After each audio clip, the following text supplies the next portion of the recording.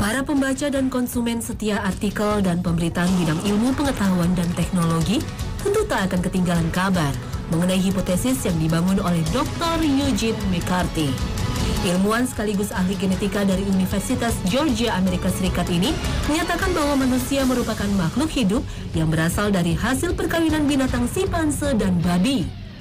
Dasar teori yang menjadi landasan Dr. Eugene McCarthy adalah kemiripan struktur beberapa tubuh dan organ antara manusia dengan dua spesies hewan tersebut. Dalam teori evolusi yang baru saja dikemukakan oleh Dr. Eugene McCarthy, manusia purba dalam genus Homo mulai terbentuk karena adanya sebuah perkawinan silang di antara dua spesies. Sang dokter dalam bidang evolusi dan hibridisasi ini percaya bahwa genus Homo terbentuk karena adanya perkawinan dari babi jantan dengan simpanse betina. Hasil perkawinan inilah yang menyebabkan manusia modern memiliki struktur organ yang mirip dengan babi, tapi memiliki postur tubuh menyerupai kera. Dan hal ini dibuktikan ketika fosil manusia purba yang ditemukan selalu mirip dengan struktur tubuh primata yang hidup di masa kini. Bukti yang digunakan bahwa babi merupakan nenek moyang manusia adalah kemiripan struktur kulit dan katup jantung. Struktur kulit babi dan manusia dalam kajian ilmu anatomi memang memiliki kemiripan. Begitu pula dengan bentuk dan susunan katup jantung babi yang amat mirip dengan manusia. Bahkan katup jantung babi adalah salah satu organ yang dapat digunakan untuk transplantasi ketika jantung seorang manusia tidak dapat berfungsi dengan sempurna. Salah satu bagian ilmu biologi yang mempelajari perkembangan makhluk hidup dari masa purba hingga ke masa kini adalah teori evolusi. Dalam teori ini dipercayai bahwa pada dasarnya manusia memiliki satu moyang yang sama dengan hewan dari kelompok primata karena kemiripan cara hidupnya. Dalam teori evolusi, manusia purba digambarkan sebagai sebuah makhluk dengan ukuran otak yang kecil, sehingga kecerdasannya terbatas dan hidup dengan cara yang primitif. Sadarkah Anda, ketika mempercayai bahwa manusia purba merupakan kelompok dalam genus Homo, berarti mempercayai bahwa kita adalah bangsa keturunan kera. Dan yang perlu diingat, mempercayai bahwa manusia purba adalah benar dalam genus Homo, berarti meyakini bahwa pada dasarnya hanya ada dua kelompok besar makhluk hidup yang ada di bumi ini, yaitu kelompok animalia atau binatang dan kelompok plantae atau tanaman. Kalau logika ini yang diusung, bukan tidak mungkin bahwa suatu saat akan ada seorang ilmuwan lain akan menemukan teori bahwa manusia berasal dari tanaman. Munculnya hipotesis bahwa manusia merupakan keturunan kera sudah lama menjadi bahan perdebatan, utamanya ketika menjadikan pedoman agama sebagai landasan. Perdebatan mengenai asal-usul manusia semakin meruncing ketika hipotesis itu menambahkan bahwa babi juga merupakan nenek moyang manusia modern. Nah pemirsa Hasanah, inilah ikhtiar dan ijtihad kami kepada Anda, para pemirsa Muslim Indonesia. Sebuah perspektif Islami dalam mengkaji asal-usul manusia dalam kaitannya dengan proses evolusi. Semoga apa yang kami sajikan hari ini mampu menambah pemahaman Anda mengenai sumber asal-usul manusia yang seharusnya diyakini dan dipercayai oleh seluruh kaum Muslim di Indonesia dan dunia.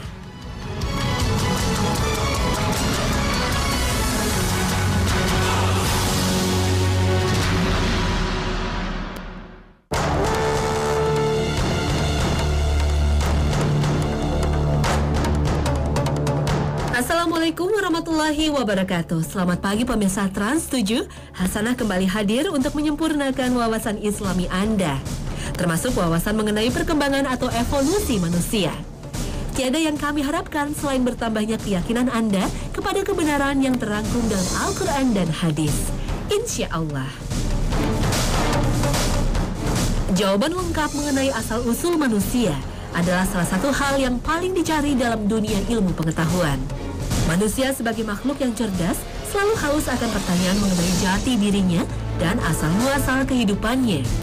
Maka tak heran jika penelitian, kajian dan telaah tak henti dilakukan hanya untuk menjawab siapakah sosok manusia pertama yang ada di bumi ini. Tapi manusia memiliki keterbatasan akal dan nalar, sehingga siapakah manusia pertama itu?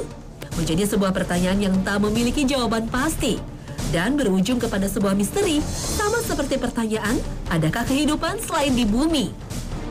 Benarkah sosok manusia pertama adalah sebuah misteri? Marilah kita simak surah Al-Hijr ayat ke-26. وَلَقَدْ خَلَقْنَا الْإِنسَانَ مِنْ صَلْصَالٍ مِنْ حَمَإٍ مَسْنُونٍ. Dan sesungguhnya kami telah menciptakan manusia dari tanah liat kering yang berasal dari lumpur hitam yang diberi bentuk. Dasar ilmu dalam Islam mengenai asal-usul penciptaan manusia juga terdapat dalam hadis riwayat Bukhari. Sesungguhnya manusia itu berasal dari Adam, dan Adam itu diciptakan dari tanah. Dasar bahwa manusia pertama adalah Nabi Adam alaihissalam adalah sebuah keyakinan yang dipastikan kebenarannya. Sebagai umat muslim, kepercayaan akan informasi ilahi yang tercantum dalam Al-Quran dan disabdakan Rasulullah harus diimani. Terlepas dapat dibuktikan maupun tidak secara ilmiah. Metodologi manusia dalam menciptakan teori adalah empirisme, yaitu kebenaran adalah sebuah pernyataan, teori, atau hipotesis yang dapat dibuktikan. Empirisme adalah dasar ilmu pengetahuan. Tapi empirisme yang membutuhkan sebuah kebenaran yang nampak dan kasat mata adalah landasan dalam ilmu pengetahuan yang sifatnya sekuler. Ilmu pengetahuan yang bersifat sekuler tak akan pernah menjadikan kitab suci utamanya Al-Quran dan hadis sebagai sebuah sumber kebenaran. Ilmu pengetahuan sekuler yang diajarkan, diyakini dan berasal dari belahan bumi bagian barat akan mengkotakkan agama di luar sistem kehidupan dunia. Agama adalah sebuah keyakinan yang sifatnya irasional. Salah satu alasan bahwa Al-Quran adalah sebuah kitab yang irasional dalam perspektif ilmu pengetahuan sekuler adalah tak adanya bukti empiris mengenai peristiwa dan kisah yang tercantum dalam Al-Quran.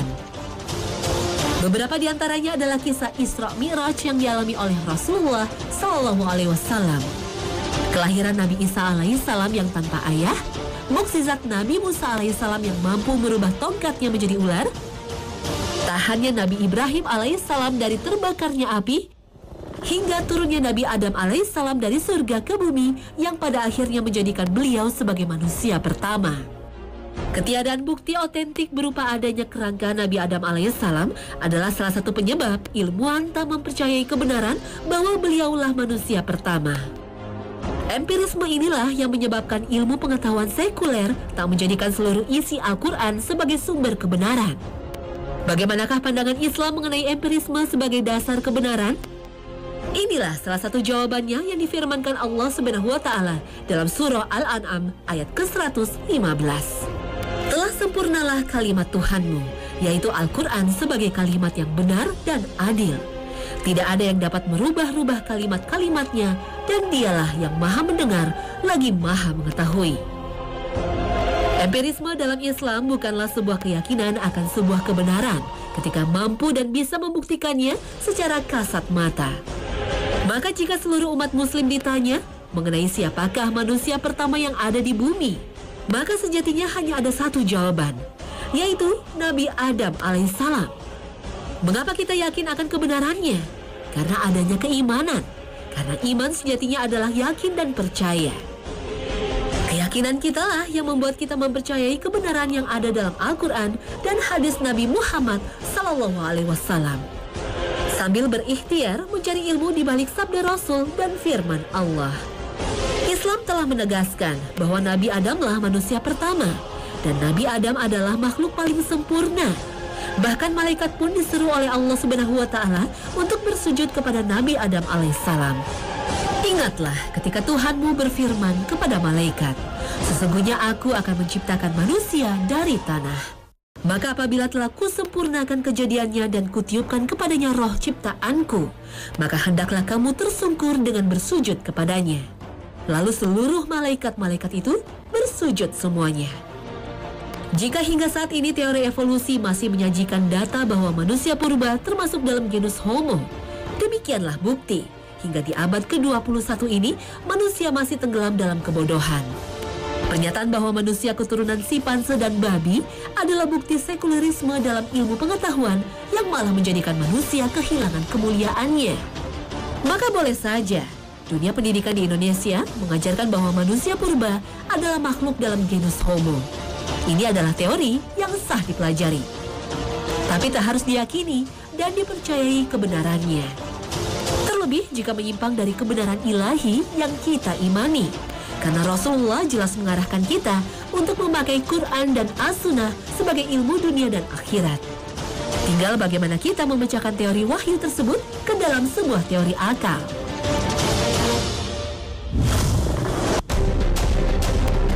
Perlukah dibuktikan bahwa rasionalitas itu terbatas? Dalam konsep fisika, semua hal yang terlihat, dirasa, dicium, dinalar adalah landasan manusia dalam membuat sebuah teori. Itulah kebenaran rasionalitas yang disandarkan pada akal saja. Bila ada hal yang tidak dapat dirasa, dicium, dinalar, maka akan dikategorikan di luar nalar. Sehingga muncullah istilah metafisika. Kebenaran yang tak terbukti secara empiris adalah kebenaran non-ilmiah yang erat hubungannya dengan keyakinan dan akhirnya menjadi urusan individual. Padahal tidak seperti itu. Bisa jadi akal manusia tidak mampu menalarnya. Bisa jadi manusia terlalu bodoh dan egois dalam menerima kebenaran wahyu Allah. Wahyu dan sabda Rasulullah menurut para filsafat dan ilmuwan adalah beberapa contoh sumber kebenaran non-ilmiah. Karena wahyu dan sabda Rasulullah tak semuanya bisa dirasionalkan. Mari baca bersama surah Yusuf ayat ke-111. Sesungguhnya pada kisah-kisah mereka itu terdapat pengajaran bagi orang-orang yang mempunyai akal. Al-Quran itu bukanlah cerita yang dibuat-buat, akan tetapi membenarkan kitab-kitab yang sebelumnya dan menjelaskan segala sesuatu dan sebagai petunjuk dan rahmat bagi kaum yang beriman. Tak selamanya akal dan nalar manusia mampu membuktikan semua kebenaran yang ada dalam Al-Quran dan Sunnah Rasulullah SAW. Namun jika Allah Subhanahu wa Ta'ala mengkehendaki, maka kebenaran yang ada dalam Al-Quran akan terbukti. Dan salah satu hikmah besar dalam ilmu biologi yang masih terkait dengan asal-usul manusia adalah periode perkembangan janin saat masih berada dalam rahim. Al-Quran dalam surah Al-Mu'minun telah secara mendetail menjelaskan proses perkembangan janin. Dan seorang ilmuwan bernama Kate Moore akhirnya menyadari bahwa Al-Quran yang diturunkan 14 abad yang lalu telah menjelaskan dengan detail bagaimana proses perkembangan janin yang dalam dunia ilmiah dikenal dengan istilah embriologi. Ilmu embriologi yang telah terbukti kebenarannya sesuai dengan surah Al-Mu'minun menjelaskan bahwa asal-muasal manusia berasal dari semua air mani yang akhirnya membuahi sel telur yang kemudian berkembang dalam rahim. Saat ada dalam rahim, dimulailah proses pembentukan segumpal darah yang berlanjut pada proses pembentukan daging atau otot dan berlanjut hingga pembentukan tulang yang akhirnya dibungkus dengan daging. Disinilah tahapan akhir proses pembentukan manusia yang sempurna di dalam rahim. Inilah salah satu kebenaran ilahi yang akhirnya mampu mendapatkan pembuktian ilmiah dan empiris oleh semua manusia. Kebenaran hadis Rasulullah dalam bidang biologi salah satunya adalah sabda Rasulullah mengenai kolbu, yang dalam pengertian benda bisa berupa jantung, otak, atau hati. Ketahuilah, sesungguhnya dalam jasad terdapat segumpal daging. Apabila ia baik, maka jasad tersebut akan menjadi baik. Dan sebaliknya, apabila dia buruk, maka jasad tersebut akan menjadi buruk. Ketahuilah, segumpal daging itu adalah kolbu. Hadis riwayat Bukhari. Istilah kolb atau kolbu bisa diartikan sebagai jantung, otak, atau hati yang ketiganya berbentuk segumpal daging. Berdasarkan hadis ini, maka Rasulullah telah secara tersirat menjelaskan bahwa pada dasarnya jantung adalah segumpal daging atau otot, yang kemudian ditelaah sampai berhasil ditemukan bukti empirisnya. Namun berbicara mengenai teori evolusi, hingga kini manusia masih belum mampu menemukan bukti empiris yang terkandung dalam Islam. Bahkan kenyataannya, manusia mencari jawaban sendiri mengenai siapakah manusia pertama di dunia. Dan jawaban itu salah satunya adalah manusia adalah makhluk hasil perkawinan di antara babi jantan dan simpanse betina. Pemahaman semacam ini yang dikenal sebagai teori ilmu pengetahuan sekuler akan terus ada dan terpelihara di kalangan ilmuwan. Mengapa teori mengenai evolusi kebanyakan menyimpang dari firman ilahi dalam kitab suci termasuk Al-Quran? Jawabannya jelas bahwa akal manusia yang terbatas lebih dijunjung tinggi dari wahyu Allah yang tak berbatas. Umat Islam seharusnya mampu secara cerdas dan bijaksana dalam menanggapi perkembangan teori dalam dunia ilmu pengetahuan. Kadangkala sekulerisme adalah dasar yang membawa ilmuwan mengesampingkan bahkan membuang kebenaran ilahi atau dalil nakli dalam menyusun teorinya. Dan inilah salah satu bentuk sekulerisme dalam bidang ilmu pengetahuan. Sekulerisme yang berarti pemisahan agama dengan kehidupan manusia sebagai sebuah komunitas atau kelompok tak hanya ada di bidang politik, ekonomi, hukum, dan sosial. Sekulerisme terbukti ada dan nyata dalam bidang ilmu pengetahuan. Umat Muslim seharusnya mampu menunjukkan keimanan dan keyakinannya dalam bidang ilmu pengetahuan dan teknologi dengan cara mementahkan atau setidaknya mempertanyakan dasar dan landasan ilmiah yang digunakan saat menyusun teori asal-usul manusia yang bermula dari perkawinan babi dan simpanse. Salah satu bentuk sanggahan yang paling efektif dalam mempertanyakan teori bahwa manusia berasal dari perkawinan babi dan simpanse adalah ketiadaan bukti empiris. Pembuktian yang paling sederhana terhadap teori asal-usul manusia dicetuskan oleh Dr. Eugene McCarthy dengan menguji kawin silang antara babi jantan dan simpanse. Dengan logika yang sederhana, jika babi jantan dikawinkan dengan simpanse betina, akankah tercipta sebuah makhluk? Jika memang perkawinan antar jenis hewan ini berhasil melahirkan anak, bagaimanakah bentuknya? Serupakah dengan manusia? Sebuah cara yang cerdas dalam mematahkan imajinasi akal pastinya.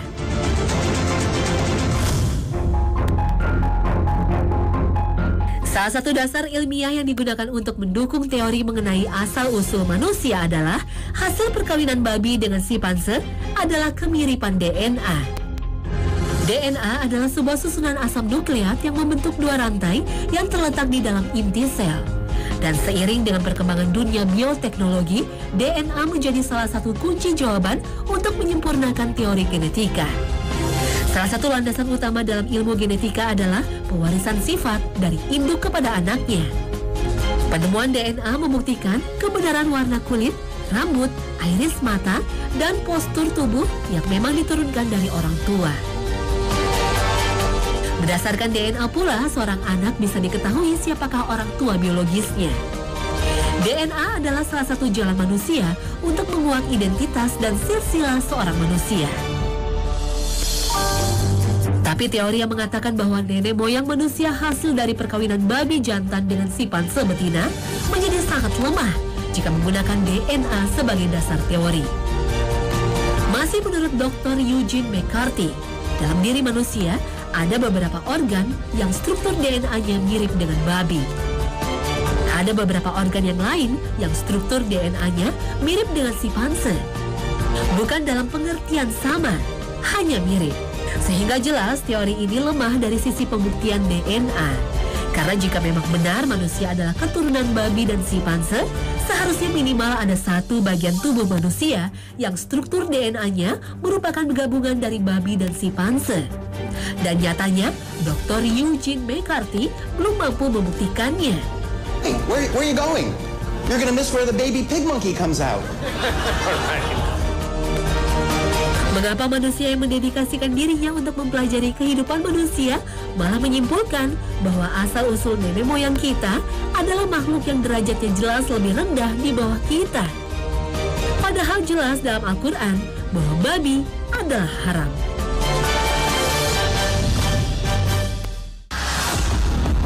Dasar pengharaman babi untuk dikonsumsi terus dicari landasan ilmiahnya.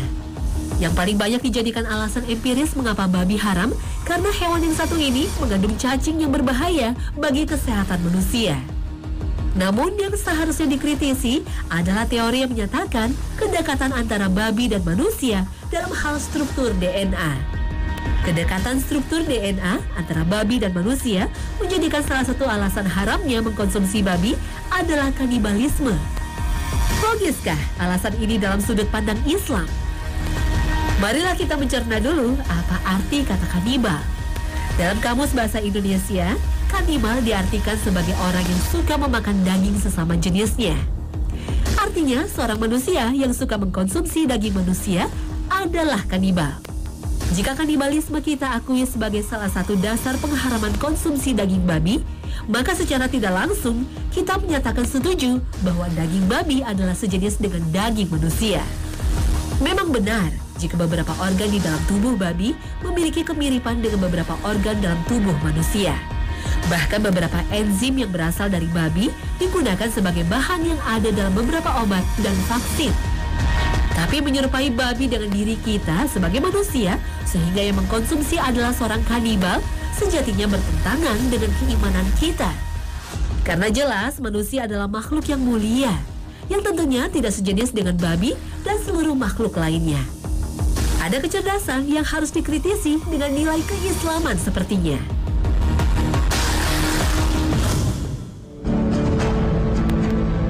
Kecerdasan yang didapatkan dengan cara bernalar menggunakan akal adalah salah satu landasan kemuliaan manusia dengan makhluk lainnya, terutama binatang. Sehingga teori yang menyatakan manusia adalah keturunan dan hasil perkawinan silang dari beberapa binatang seakan membawa manusia yang cerdas bernalar dengan akalnya untuk menemukan kebodohan. Salah satu hal yang harus diketahui dari teori evolusi adalah penyusunannya yang berdasarkan perkiraan. Semua hal yang diyakini dalam teori evolusi sejatinya merupakan rekaan dari masing-masing peneliti. Identifikasi seluruh fosil yang ditemukan adalah hasil reka-reka. Karena setiap kali menemukan fosil yang baru, manusia hanya menerka-nerka apakah ini fosil manusia purba. Seluruh ahli geologi dan arkeologi hanya mendefinisikan fosil berdasarkan kemiripannya dengan makhluk di masa kini. Artinya, teori evolusi disusun di atas sebuah rekaan, dugaan, dan pengandaian. Jadi membuat kesimpulan yang dipercayai dalam teori evolusi adalah mutlak sebuah ketidakpastian karena ketiadaan bukti empirisnya. Evolusi adalah sebuah perubahan yang terjadi secara perlahan yang menyempurnakan kehidupan manusia. Mengartikan evolusi manusia hanya pada tataran postur dan struktur tubuh seperti yang saat ini berkembang dalam dunia ilmu pengetahuan sejatinya menyempitkan arti evolusi. Mengapa? Karena evolusi yang paling utama adalah kehadiran Nabi dan Rasul di tengah umatnya yang berada di dalam kesesatan. Mempelajari Al-Quran membawa kita memahami bahwa evolusi yang terjadi pada manusia terbukti ketika melihat proses evolusi sebagai sebuah perubahan pola hidup dalam kehidupan. Perubahan dari zaman jahiliyah menuju zaman yang bermartabat sesuai dengan pedoman Allah Subhanahu wa Ta'ala. Kehidupan umat muslim yang beriman dan bertakwa kepada Allah Subhanahu wa Ta'ala pada saat ini bisa disebut sebagai hasil dari proses evolusi.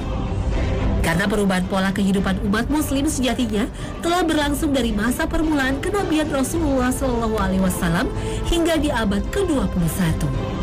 Turunnya wahyu surah Al-Alaq ayat ke-1 hingga ke-5 sejatinya awal dari proses evolusi manusia dari masa jahiliyah menuju masyarakat yang bermartabat. Sesuai dengan Al-Quran dan teladan Rasulullah SAW.